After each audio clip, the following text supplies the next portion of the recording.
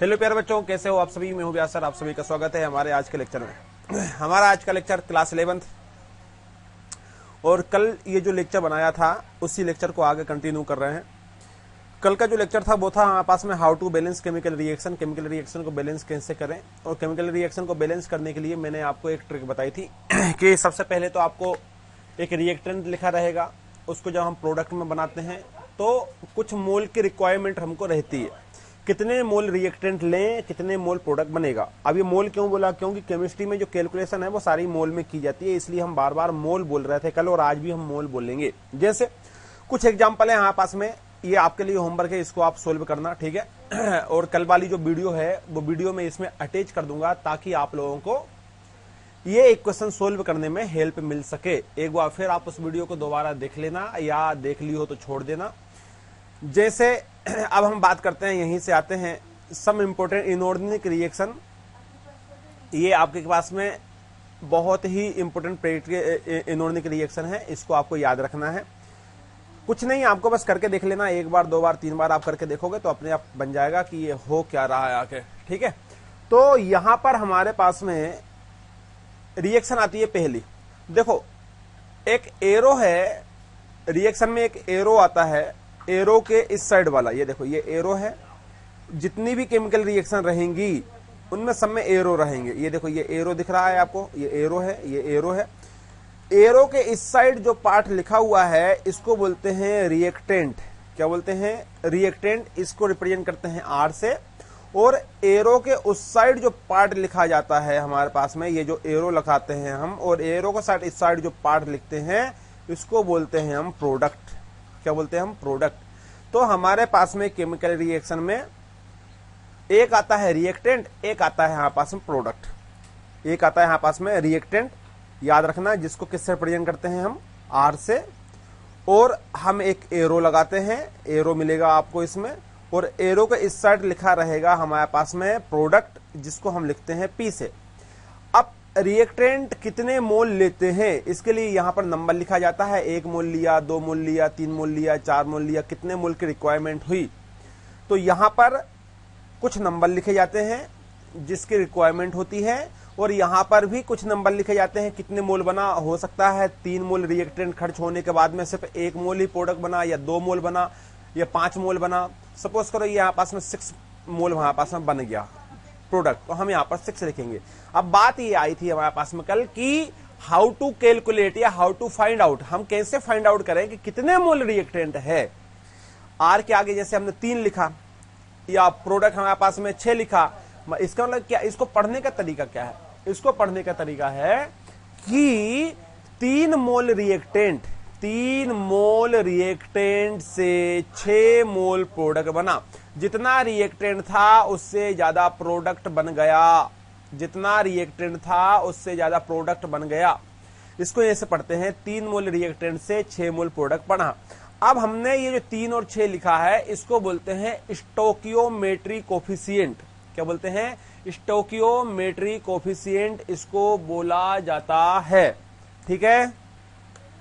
तो याद रखना क्या बोला जाता है? स्टोकियोमेट्री कोफिशिएंट बोला जाता है।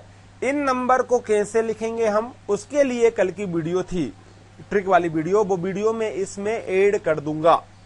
तो ये वाली वीडियो के बाद में आप वो वीडियो देख लें, या फिर यदि आपने वो वीडियो देख ली हो तो डायरेक्ट आप इस वीडियो को करना चालू करें। इसमें केमिकल रिएक्शन है, बस आपको बैलेंस करना है। आपको बैलेंस, देखो कोफिशिएंट ये लिखा हुआ है, बैलेंसिंग कोफिशिएंट, उसको कोफिशिएंट बोलते हैं। जो नंबर हम लिखते हैं ना, 1 2 3 4 जो भी नंबर आ रहे हैं उसको कोफिशिएंट बोलते हैं। अब यहां पर हमारे पास में ये देखो, ये तो केमिकल रिएक्शन है, पहली केमिकल रिएक्शन।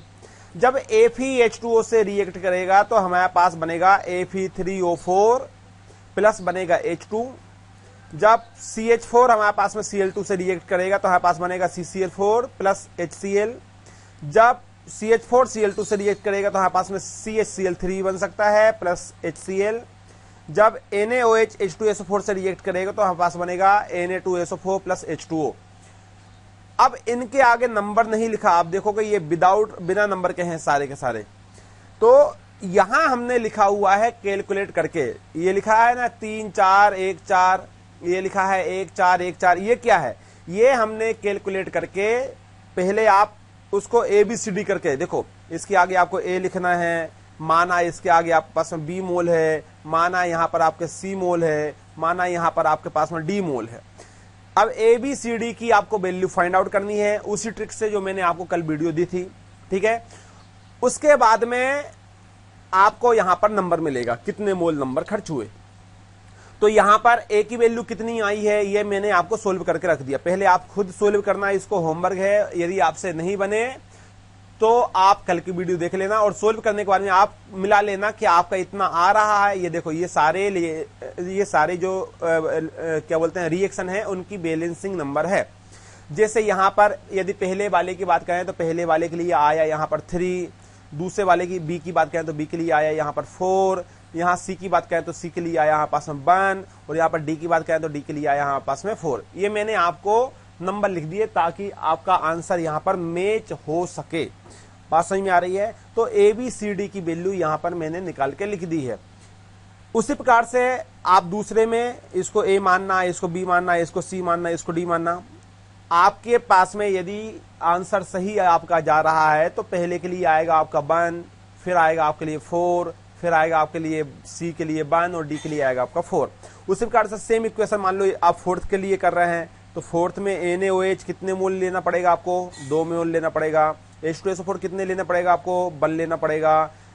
Na2SO4 कितना बनेगा आपका? 1 बनेगा। और H2O कितना बनेगा आपका? 2 मोल बनेगा।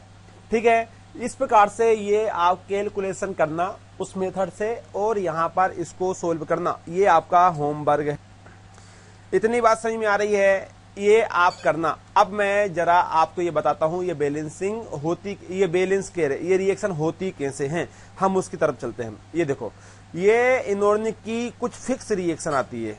यहां पर थोड़ा देख लेना, शायद पानी वगैरह गिर गया था उसकी वजह से ऐसा है। ठीक है, तो यहां पर हमारे पास में कुछ बैलेंस रिएक्शन आती है। ये बैलेंस ऑलरेडी है, आप देख लेना करके। ठीक है,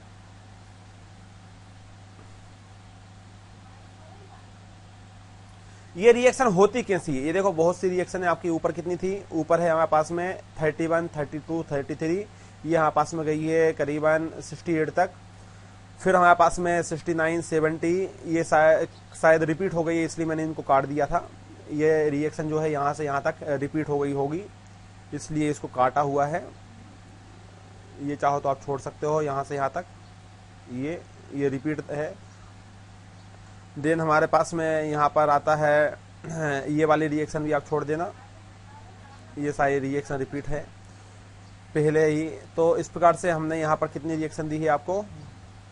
आपके लिए है यहां पर 10।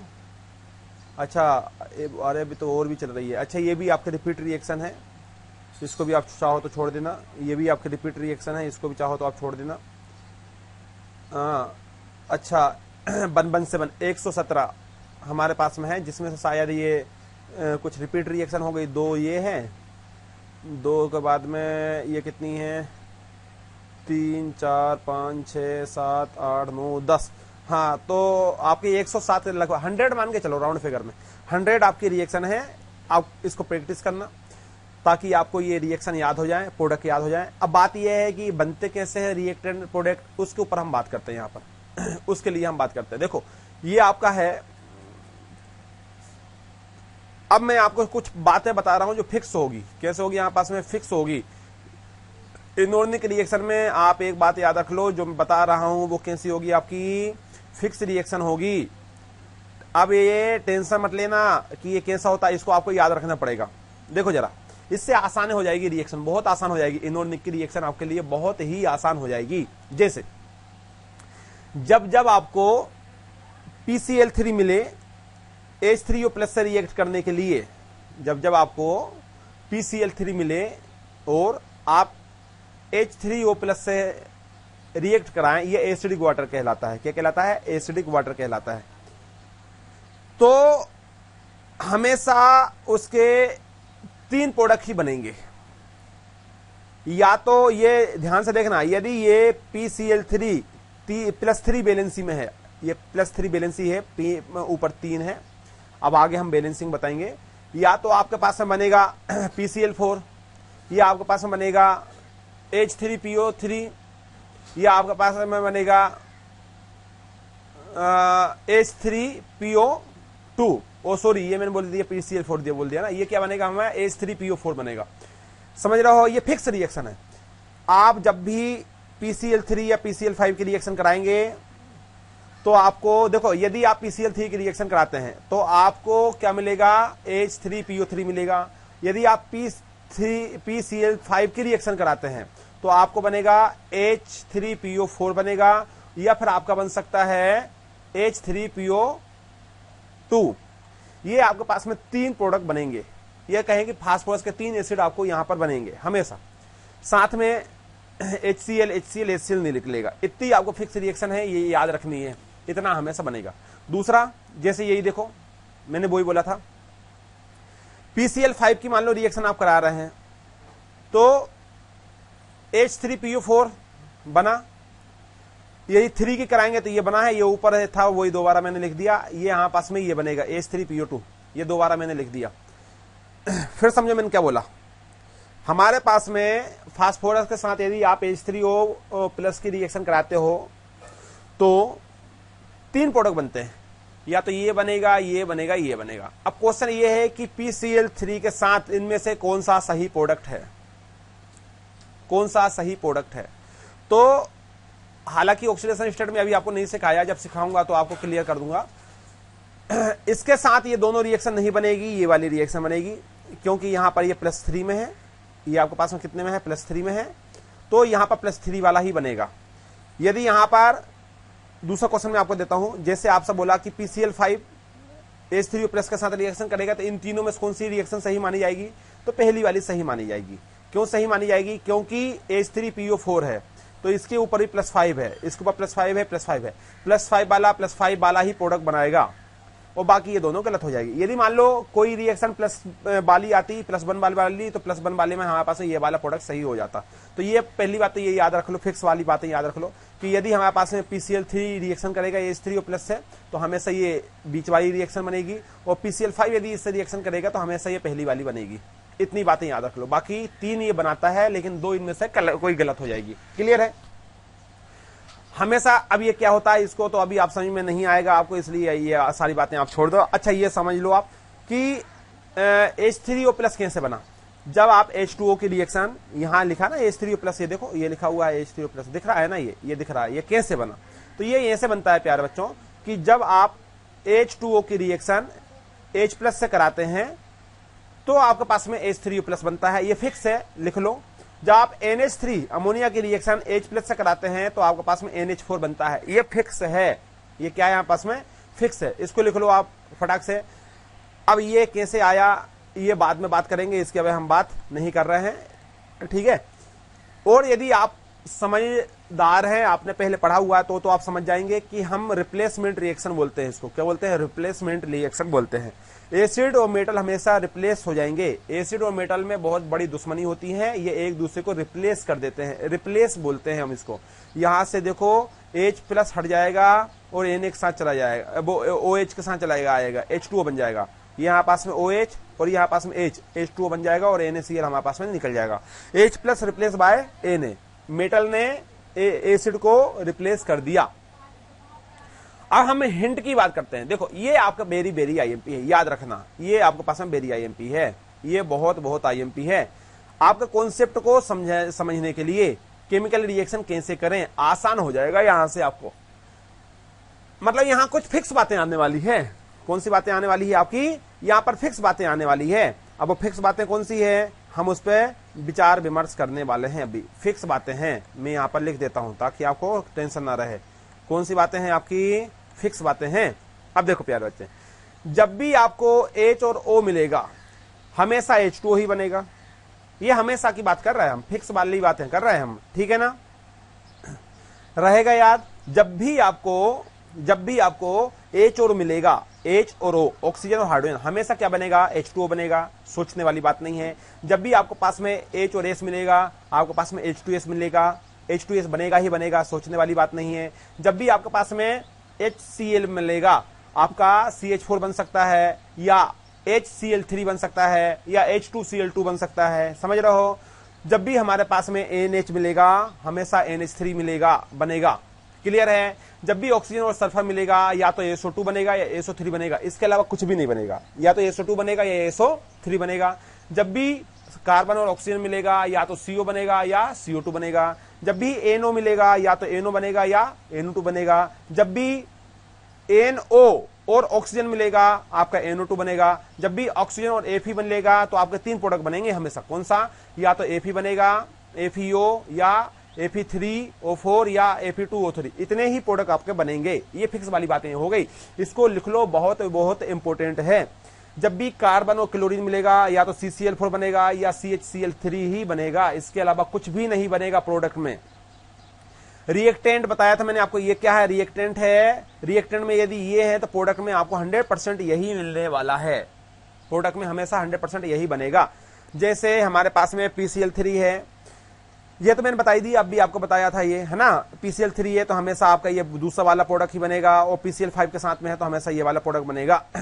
यदि हमारे पास में NH4CN कहीं मिल जाए, देखने के लिए कहीं लिखा हुआ मिल जाए, क्या मिल जाए? NH4CN, तो 100% आपको NH3 प्लस HCN में टूटेगा। वो किसमें टूटेगा? NH3 प्लस HCN, क्योंकि इसी से मिलकर बना हुआ है क्या? NH4CN। ये आपको याद रखना है। क्लियर है? रिप्लेसमेंट वाली रिएक्शन में आपको बता दिया, अब भी बताया मैं आपको। अब यहां से अब देखो, ये वाली बातें जो है वो बाद में करेंगे, यहां से करने वाली बात आपको नहीं है, क्योंकि आपको समझ में आने वाली है नहीं अभी। ठीक है? ये आपको समझ में नहीं आएगा, ये क्या लिखा हुआ है, ये बाद में हम बात करेंगे इसकी। तो फिलहाल तो आप ये वाली बात भी आपको समझ में नहीं आएगी, ये वाली बात क्या लिखी है क्या नहीं लिखी है, इसलिए मैं चाहूंगा कि पहले आप उसी को करें जो पहले मैं अभी बताया हूं आपको। उसके बाद में फिर वो केमिकल रिएक्शन करें। केमिकल रिएक्शन बैलेंस कैसे करते हैं उसकी वीडियो में इसी में अटैच कर दूंगा। उसके बाद में यदि आपने नहीं देखी हो वीडियो देख लेना। लेकिन ये बात याद रखना, ये आपको इनऑर्गेनिक रिएक्शन जो अभी ऊपर वाली है ना, उसको हेल्प करेगी करने में। जब भी ये दोनों मिलेंगे H2O बनेगा, जब भी ये दोनों मिलेंगे ये फिक्स है। ये क्या है? फिक्स है। वेरी वेरी वेरी IMP है ये, बहुत बहुत IMP है ये, बहुत बहुत ये कॉन्सेप्ट है आपका। यहीं से पूरी रिएक्शन आपकी हो जाएगी। 100% रिएक्शन यहां से कवर आपकी हो जाएगी। 100% रिएक्शन यहां से कवर होने वाली है। ठीक है? तो ये आप कर लेना। ठीक है? अब मैं वही वीडियो दोबारा प्ले करूंगा जो इसके पहले मैंने प्ले की थी। अब ये यहां काम आएगी आपको, ये यहां काम आएगी। देखो, मैंने अभी आपको बताया था कि जब भी ऑक्सीजन Fe के साथ रिएक्शन करेगा हमेशा इनमें से एक बनेगा। तो ये बन गया ना, Fe2O3 बन गया। मैंने आपसे कहा था कि जब भी नाइट्रोजन हाइड्रोजन आएगा NH3 बनेगा। देखो बन गया ना, बन गया। जब भी मैंने कहा था हाइड्रोजन ऑक्सीजन आएगा H2O बनेगा। देखो बन गया ना, बन गया। ये फिक्स रिएक्शन होती है यार प्यारे बच्चों, फिक्स रिएक्शन है। ये आपकी काफी सारी प्रॉब्लम को सोल्व कर देगी, काफी सारी प्रॉब्लम को सोल्व कर देगी। ठीक है? देखो अब यहां से क्या था, C भी है और हाइड्रोजन भी है, तो कार्बन ऑक्सीजन से मिलकर CO2 बनाया और हाइड्रोजन ऑक्सीजन से मिलकर H2O बनाया। हो गई ना प्रॉब्लम सोल्व? बिल्कुल आसान है।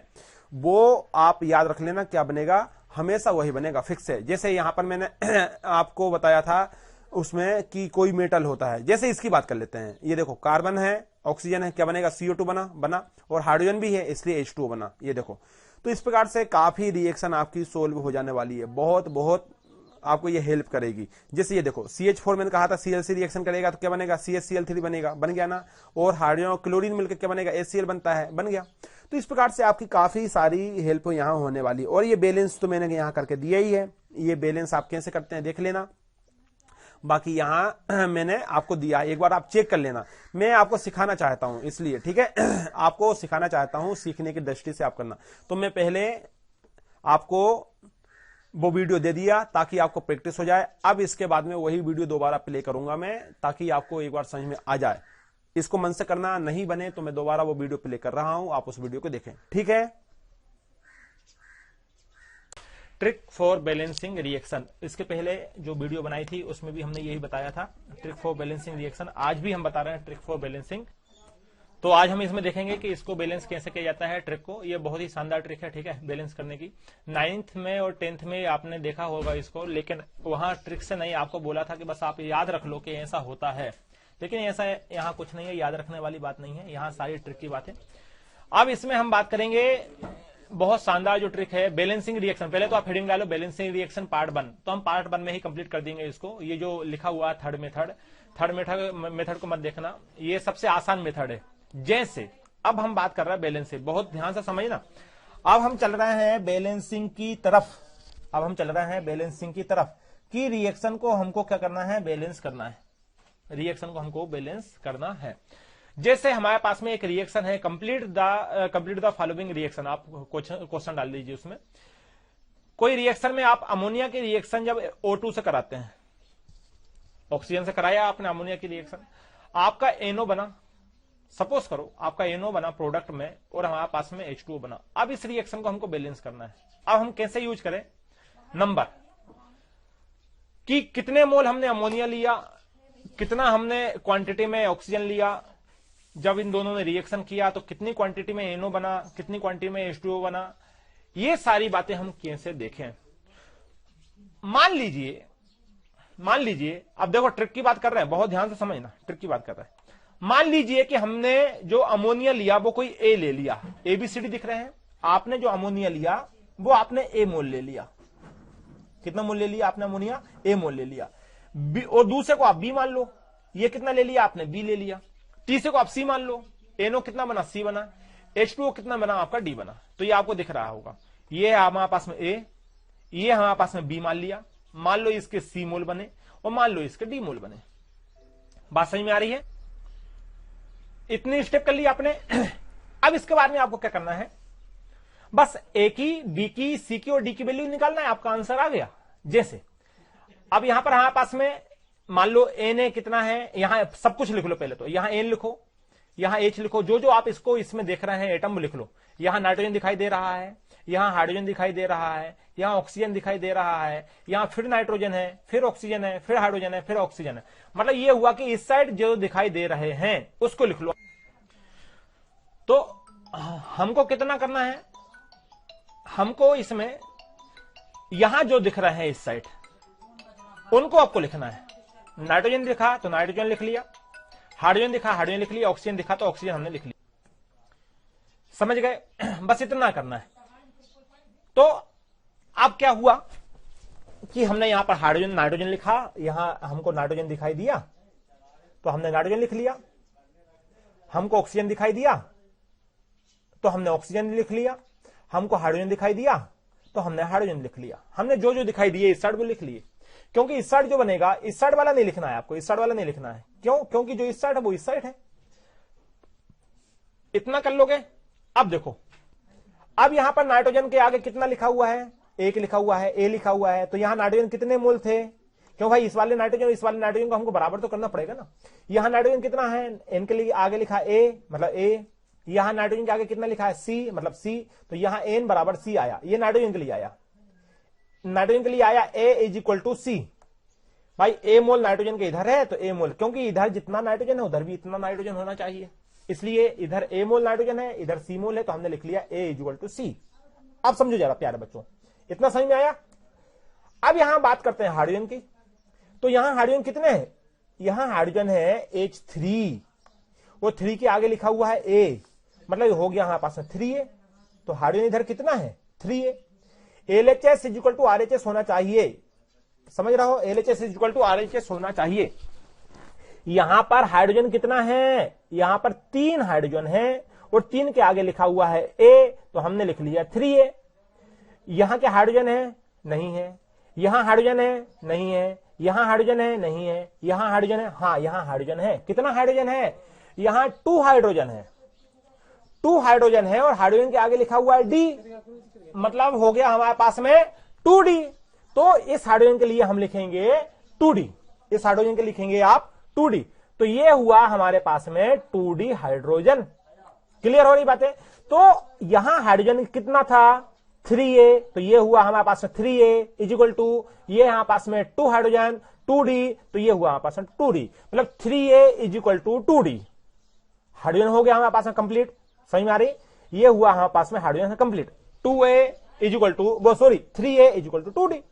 अब हम बात करते हैं ऑक्सीजन की।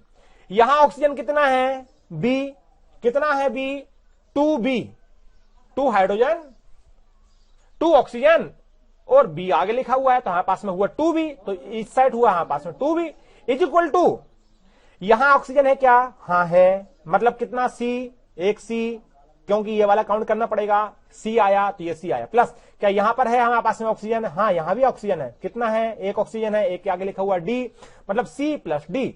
तो ये हुआ हमारे पास में C plus D. LHS is equal to RHS, C plus D, C plus D. बात समझ में आ रही है? इतना फंडा समझ में आ रहा? तो हमने यहां पर ऑक्सीजन के लिए लिख लिया 2B is equal to C plus D. 2B is equal to, ये 2 है ये भी है, 2B is equal to C plus D. अब हमको कुछ नहीं करना, ABCD की वैल्यू निकालना है और यही हमारे पास में आंसर होगा। तो ठीक है, ABCD की वैल्यू निकालते हैं। अब इसमें जो याद रखना है आपको, वो हमेशा A इज इक्वल टू 1 मानना, किसी एक को 1 मानना है, हमेशा किसी एक को 1 मानना है। किसी एक को 1 मानेंगे अपनी वैल्यू निकल जाएगी। मान लो A को 1 माना, जब A को 1 माना तो A इज इक्वल टू सी है, तो सी भी 1 हो गया। तो यहां पर हमारे पास 2 वैल्यू आ गई A और सी की। ट्रिक यही है कि इसमें किसी एक को 1 मानना है, किसी एक को क्या मानना है? 1 मानना है।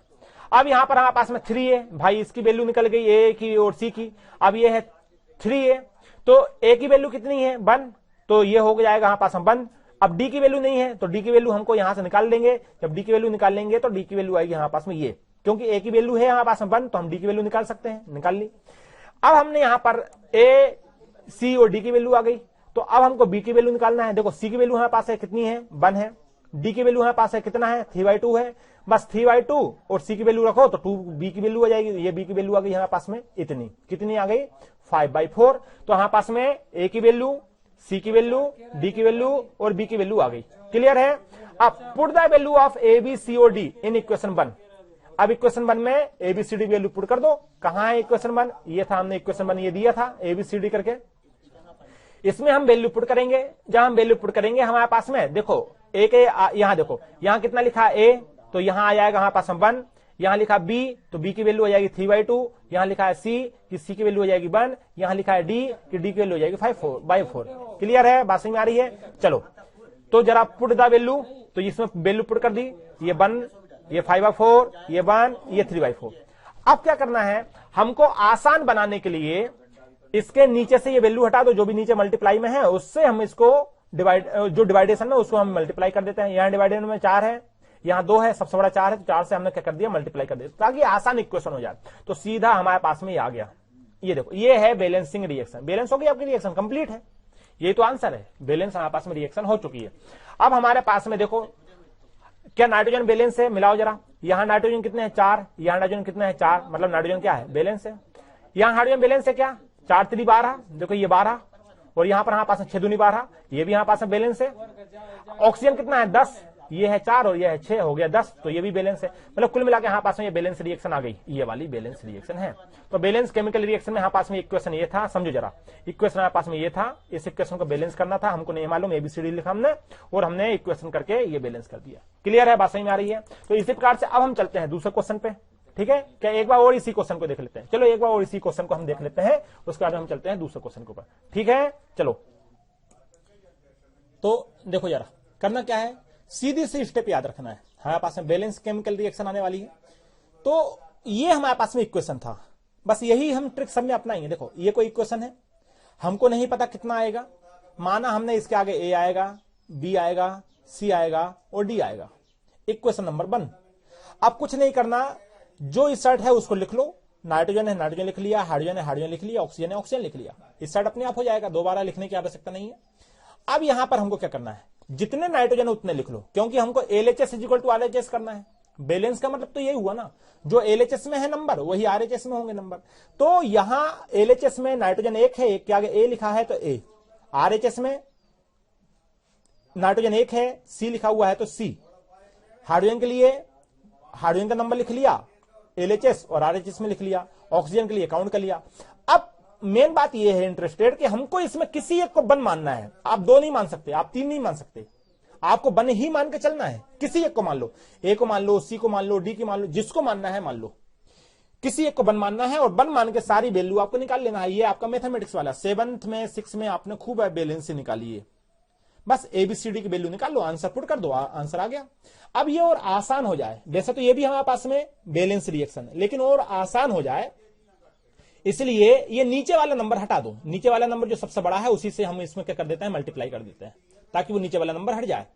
तो ये हमारे पास में है आंसर। अब चलते हैं दूसरे की तरफ, देखो जरा, जैसे मान लीजिए हमारे पास में दूसरा क्वेश्चन है C4H9 वो C4H10, जब रिएक्शन किया हमने ऑक्सीजन से तो हमारे पास बना CO2 और हमारे पास बनेगा H2O बना। अब देखो जरा कितना नंबर है, नहीं मालूम कितना नंबर है। हमने माना कि इसके आगे A है, इसके आगे B है, इसके आगे C है और इसके आगे हमारे पास में D है। ये हमने मान लिया, A, B, C और D ये हमने मान लिया। अब हमारे पास में बस ABCD की वैल्यू मालूम करनी है, आंसर जाएगा। देखो इस साइड कार्बन लिखा है, कार्बन लिख लिया, देखो हाइड्रोजन लिखा है तो हमने हाइड्रोजन लिख लिया, ऑक्सीजन लिखा है ऑक्सीजन लिख लिया, लिखने की आवश्यकता है ही नहीं अब हमको। अब क्या करेंगे हम, अब ये करेंगे प्यारे बच्चों, कार्बन कितने हैं इस साइड, 4 कार्बन ये है, 4 के आगे लिखा है A मतलब 4A कार्बन हुआ। इसका इस साइड कार्बन कितना है C और इस साइड कार्बन कितना है यहाँ पास में, इस साइड कार्बन तो है ही नहीं, तो इस में को हमने लिख लिया C, तो 4A = C, LHS बराबर RHS के कार्बन हो गए। क्लियर है। अब हम बात करते हैं इसमें हाइड्रोजन की। यहां हाइड्रोजन है 10 इंटू A तो 10A हो गया, और यहां पर हाइड्रोजन है हमारे पास में 2 तो ये हो गया हमारे पास में 2D, तो 10A = हमारे पास में हो गया 2D, ये हाइड्रोजन हो गया। अब हमारे पास में क्या हुआ, ऑक्सीजन, ऑक्सीजन में हमारे पास में इधर कितने हैं, इधर है हमारे पास में 2B ऑक्सीजन, तो 2B, इस साइड ऑक्सीजन कितना है 2C, तो ये है, और बंडी ये है, देखो 2 ऑक्सीजन है ना, तो ये हुआ 2C, ये हुआ बंडी, तो ये हुआ 2C प्लस बंडी, तो हमारे पास में ये हुआ ऑक्सीजन। समझ गए, बात समझ में आ रही है प्यारे बच्चों। तो इस प्रकार से हमारे पास में, इस प्रकार से हमारे पास में यहां पर ये आ गया। अब क्या करना है हमको, हमको कुछ नहीं करना, सीधी सी बात है कि हमको यहां पर बैलेंस करना है। अब नंबर निकालो, किसी एक को 1 मानो, माना कि A बराबर हमने 1 मान लिया। जब A की वैल्यू मालूम चल गई तो हम C की वैल्यू मालूम कर सकते हैं, तो यहां पर C की वैल्यू कितनी आ गई 4 आ गई। A और C की वैल्यू मालूम चल गई, यहां A की वैल्यू पुट करो, A की वैल्यू पुट करो और D की वैल्यू आ गई। अब यहां पर हम पुट करेंगे वैल्यू तो हमको B की वैल्यू आ जाएगी, बस put the value ABC in equation 1, equation 1 में वैल्यू पुट कर दो।